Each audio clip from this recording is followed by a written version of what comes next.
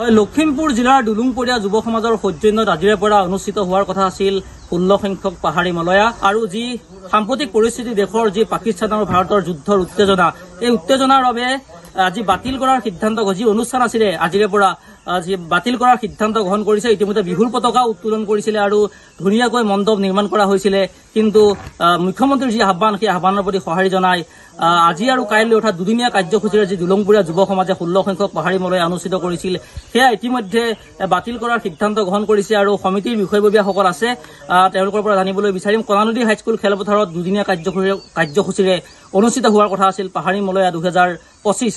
মোৰ লগত বিষয়ববীয়া আছে তেওঁলোকৰ পৰা অসম চৰকাৰৰ লগতে আমি অসমৰ জনসাধাৰণৰ ইয়াতে গুহাৰি জনাব বিচাৰিছোঁ।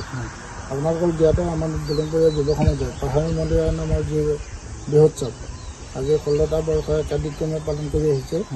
এই বছৰো আমি এমাহজোৰা কাৰ্যসূচী উলহ-মালহেৰে পাতিবৰ কাৰণে আমি আগবাঢ়িছিলোঁ আৰু সেই নিমিত্তে ইতিমধ্যে আমাৰ ৰংগমঞ্চ পৰিপূৰ্ণ হ'ল আৰু আমাৰ চাউনকে ধৰি শিল্পীও আমি বন্দবস্ত কৰিলোঁ আৰু আমাৰ এই মঞ্চত কিন্তু অসমৰ বিখ্যাত শিল্পীসকলে গীত পৰিৱেশন কৰি গৈছে, গীতৰ আগবঢ়াই গৈছে। এইবাৰ আমি অসম বিখ্যাত বৰ্ণালী কলিতাক আমন্ত্ৰণ কৰিছিলোঁ। অহাকালিলৈ তেখেতৰ প্ৰগ্ৰাম আছিল আৰু আজি আমাৰ অতি আকৰ্ষণীয় মৌ কুঁৱৰী সৰু বিহুৱতী বৰ বিহুৱতী প্ৰতিযোগিতা আছিল। তাৰ লগতে আমাৰ আনুষংগিক কেইবাটাও মূল্যৱান বিশেষ আকৰ্ষণীয় কাৰ্যসূচী আছিল আৰু ইতিমধ্যে আজি আমি প্ৰথম পতাকা উত্তোলন কাৰ্যসূচী পালন কৰিছিলোঁ, কিন্তু আজি মুখ্যমন্ত্ৰী ডাঙৰীয়াই দেশৰ স্বাৰ্থত আপোনালোকে এজন দেশতকৈ নবনাব নোৱাৰে, আমাৰোতো ভাৰতীয় নাগৰিক, আমি ভাৰতবৰ্ষৰ আইনৰ প্ৰতি সন্মান জনাই আৰু বিশেষকৈ অসমৰ মাননীয় মুখ্যমন্ত্ৰীৰ আহ্বানৰ প্ৰতি সঁহাৰি জনাই আমাৰ বিভিন্ন কাৰ্যসূচী নিশ্চয়। দুলুংপৰীয়া যুৱ সমাজৰ পাহাৰী মলয়া সকলোৱে জানে।